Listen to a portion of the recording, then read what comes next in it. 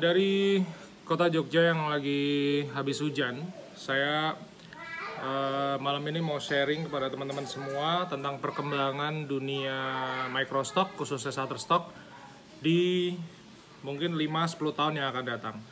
Jadi harapannya teman-teman bisa memahami kenapa kita sebaiknya mulai masuk ke dunia ini, khusus buat teman-teman yang suka sekali dengan dunia fotografi walaupun bukan seorang fotografer.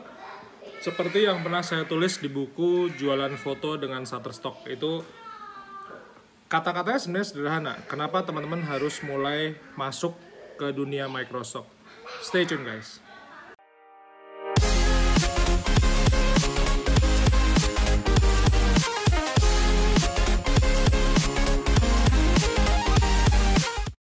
Halo teman-teman semua, nama saya Bima Aditya, salam kenal. Terima kasih sekali buat teman-teman yang sudah dukung channel saya dari awal mulai dulu ya, 2021. Dari mulai 200-an subscriber sampai sekarang sudah 27.000 lebih ya. Jadi satu kehormatan buat saya bisa mengenal teman-teman semua, bisa sharing tentang dunia fotografi yang awalnya juga bagi saya sebuah kecelakaan sih masuk ke dunia microstock itu. Cuman semakin kesini, semakin dalam, saya menemukan seperti sebuah harta karun yang bagi saya juga nggak akan kuat kalau saya makan sendiri gitu. Jadi ini akan lebih bermanfaat ketika semua teman-teman ikut menonton apa yang saya sharingin malam ini. Jadi beberapa hari lalu saya dapat WhatsApp dari Mas Rizky Pradata. Jadi teman-teman pasti juga udah kenal Mas Rizky Pradata. Dia bilang, Mas Bim mau ada orang penting nih dari Jakarta mau sharing di Sapulu Coffee. Saya bilang, oh silakan, saya nge-host deh. Saya bilang itu saya yang menjamu, saya bilang. Terus akhirnya saya ketemu dengan seseorang hebat sekali, namanya adalah Mas Daniel. Dan dia ini ternyata adalah satu-satunya, the one and only, satu-satunya orang yang menjadi reseller resminya Shutterstock di Indonesia.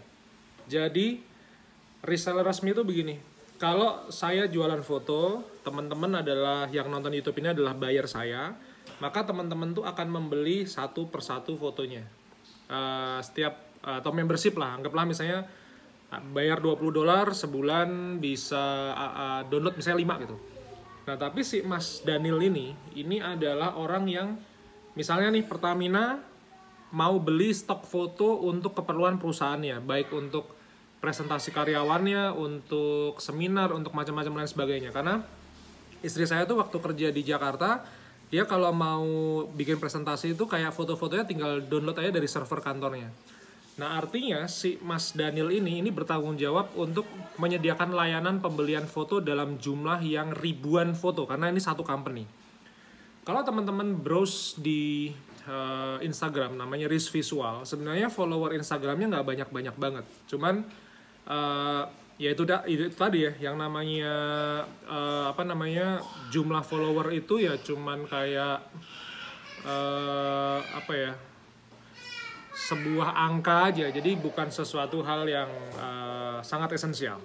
Sekalipun jumlah followernya tidak banyak, cuman yang namanya Riz Visual ini adalah sebuah perusahaan yang sangat compact ya di Indonesia, sehingga Shutterstock itu intinya nggak mau buka kantor di Indonesia karena peraturan Indonesia itu masih belum siap untuk mengakomodir bisnis-bisnis industri digital seperti sekarang. Salah satu klien Mas Daniel ini adalah Gojek. Jadi Gojeknya Mas Nadiem Makarim. Pada waktu dulu memulai itu dia membantu Gojek untuk bisa menyediakan berbagai macam ribuan foto-foto yang diperlukan Gojek untuk iklan. Lalu terkait dari video saya yang kemarin tentang artificial intelligence dan contributor fund, itu ada sesuatu hal menarik yang bisa saya sharingin dari sebuah kacamata seorang Daniel yang menjadi satu-satunya reseller Shutterstock di Indonesia, di mana dia ini ya insya Allah orang yang paling update dengan Shutterstock karena memang perusahaannya si Risk Visual ini terkoneksi langsung dengan Shutterstock. Saya sempat amazed gitu ya, ketika dia bilang bahwa sebenarnya salah satu dan baru sekarang ini, sepertinya ada sebuah company besar yang ada di belakangnya Shutterstock. Saya udah begitu dia bilang begitu kayak, oke, ini udah permainan orang hyper rich nih, saya bilang begitu. Iya mas, dia bilang gitu. Terus saya tanya, siapa mas di belakangnya Shutterstock? Jadi ternyata di belakangnya Shutterstock ini kalau diruntut-runtut, itu adalah Elon Musk.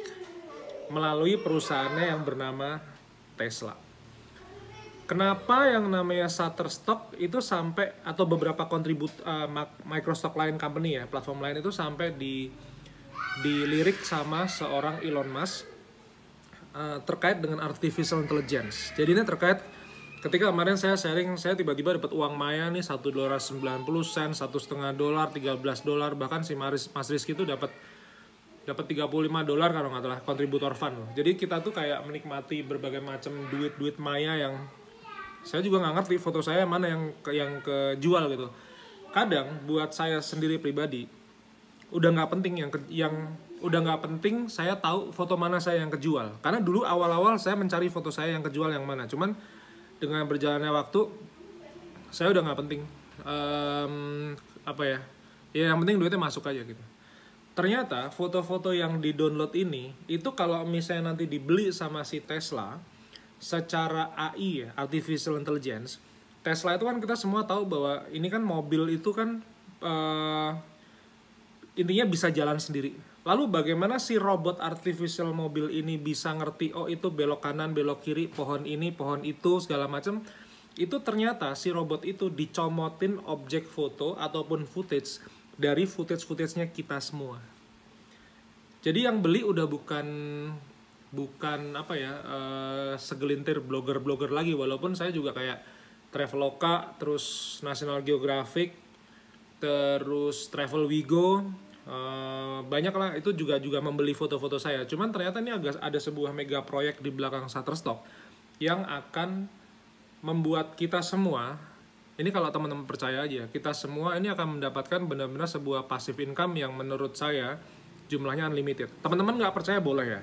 Sekali lagi nggak percaya boleh, mau ngomong saya ngaco, basi juga boleh. Cuman ini adalah sudut pandang saya diilhami dari sebuah pertemuan saya dengan satu-satunya reseller Shutterstock di Indonesia yang namanya Daniel ini.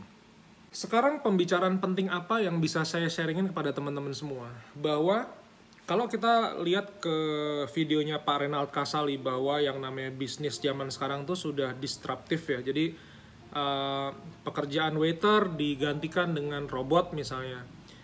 Sushi misalnya sekarang udah ada rel sushinya, udah ada macam-macam. Terus kita belanja online sudah ada Tokopedia, udah ada Shopee dan lain sebagainya. Ternyata yang jadi menarik ya, ada sebuah, ini kalau kita mulai dari sudut pandangan negatif, ada sebuah fenomena di masa yang akan datang bahwa pekerjaan kita ini sebagai kontributor ini mungkin akan tergantikan dengan robot. Itu yang jadi bahan diskusi saya, Rizky sama Daniel kemarin. Tapi kalau kita lihat dari sudut pandang yang positif, saya sih sebenarnya ya, sebagai fotografer yang berkecimpung udah 14 tahun di dunia motretin orang, kawinan, segala macam gitu ya. Sampai begitu saya masuk Shutterstock, saya lebih memilih untuk melihat dari sudut pandang yang positif. Bahwa, seperti yang saya kemarin jelaskan di vlog sebelumnya, bahwa kalau si robot artificial intelligence ini ikut bekerja, maka ada kemungkinan juga pekerjaan saya digantikan. Artinya saya udah nggak perlu kerja. Dibuktikan dengan foto saya yang laku yang mana aja saya sudah nggak ngerti. Nantinya ini akan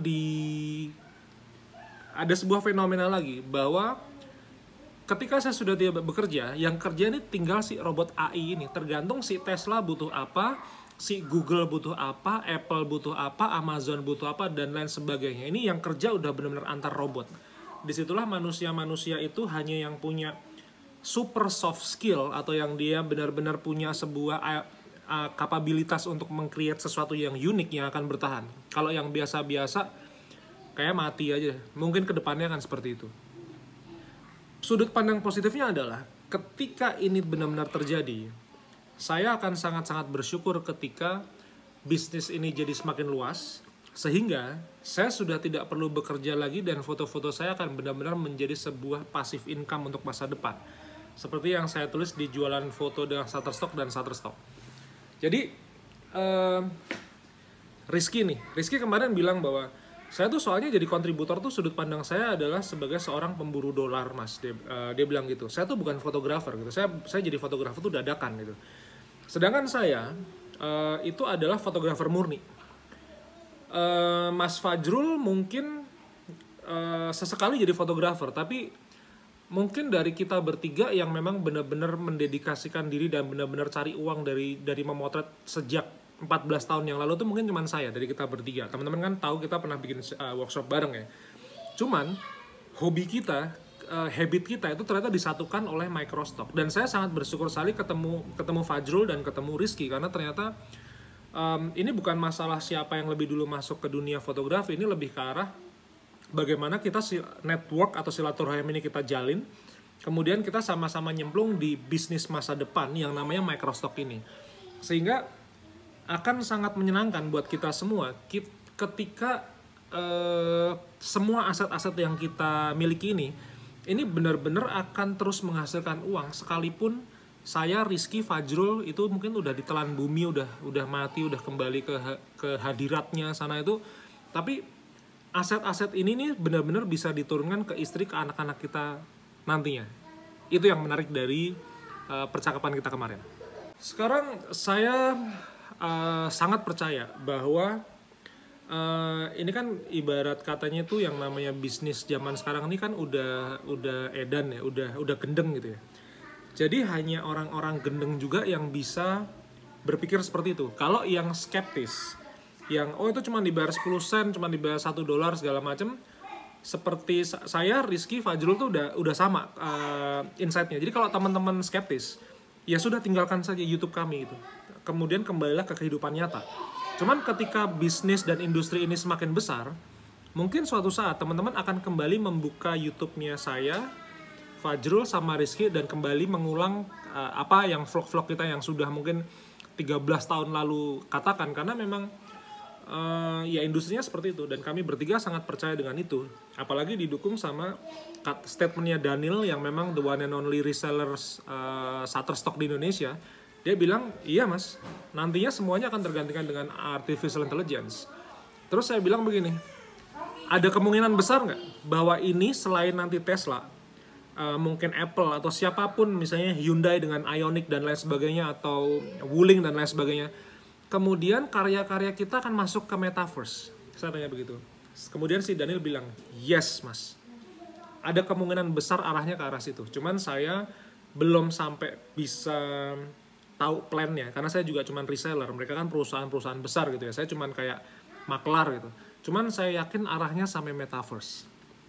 Nah ini jadi sesuatu hal yang menarik ketika yang namanya crypto, metaverse, NFT ini adalah sebuah bisnis lanjutan masa depan, di mana para musisi aja sekarang berbondong-bondong masuk ke NFT karena ya this is the future guys. Take it or leave it aja, nggak kuat ya nggak apa-apa gitu. Akan tetap selalu ada orang konvensional jadul deso yang kaya raya juga ada. Cuman artinya ketika secara global perekonomian tuh sudah berubah dengan adanya artificial intelligence, ya intinya jangan komplain intinya, karena memang dunianya akan sampai seperti itu. Jadi mudah-mudahan apa yang pernah saya singgung di jualan foto dengan Shutterstock dan Shutterstock ini adalah sebuah sudut pandang saya sebagai seorang fotografer dan kontributor, khususnya di bidang microstock. Alasannya sederhana kenapa kita harus mulai jualan foto di Shutterstock.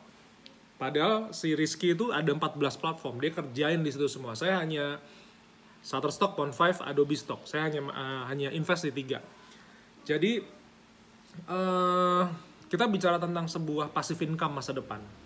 Saya sekarang dapat payout mungkin $35, $40, $50, saya sih nggak masalah gitu. Orang duitnya juga saya nggak makan, saya beliin saham, saya investasiin lagi. Jadi udah nggak peduli saya mau dapat 50, mau dapat $5.000, mau dapat $2.000, ujung-ujungnya tetap aja saya investasiin lagi duitnya, karena saya percaya bahwa suatu saat nanti saya akan butuh uang itu, tapi nggak sekarang.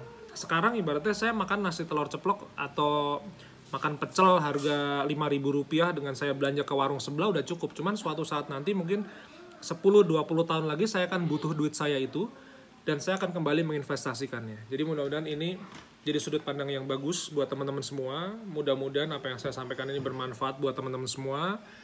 Jadi kenapa di sela-sela kesibukan teman-teman itu saya juga menyarankan khusus buat teman-teman yang hobi memotret, yuk mulai jualan foto dengan Shutterstock.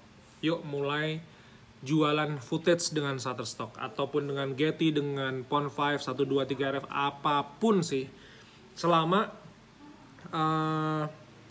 kalau dulu kan saya kan yang bisa punya kamera tuh ibaratnya cuma segelintir orang. Nah sekarang ini kan masalahnya memotret itu bisa dengan handphone. Jadi ibarat kata tuh setiap kita itu sekarang punya senjata untuk mendulang dolar, bayangin. Itu suatu perubahan yang sangat bagus. Dan apakah saya takut dengan keadaan itu ketika teman-teman semua menjadi kontributor? Enggak guys. Yang kuat mentalnya juga cuma segelintir orang. Ada yang akhirnya kembali jadi karyawan, ada yang kembali kemudian menjalankan bisnis yang lain gitu.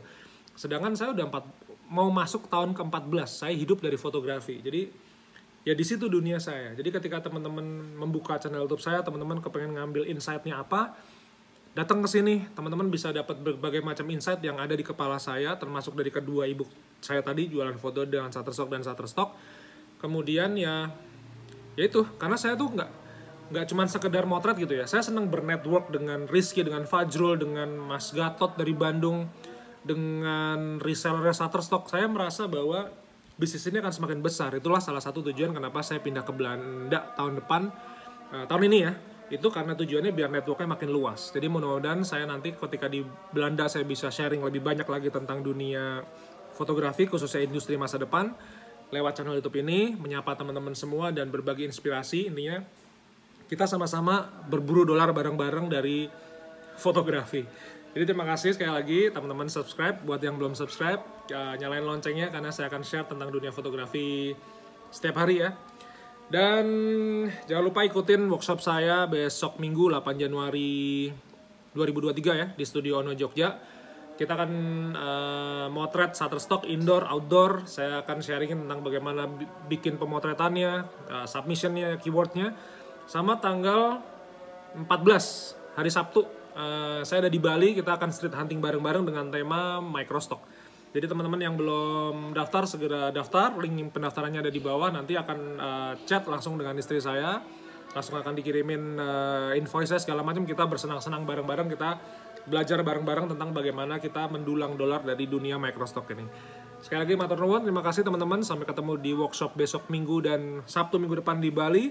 Stay tune, kita ketemu lagi di video berikutnya besok pagi jam 5.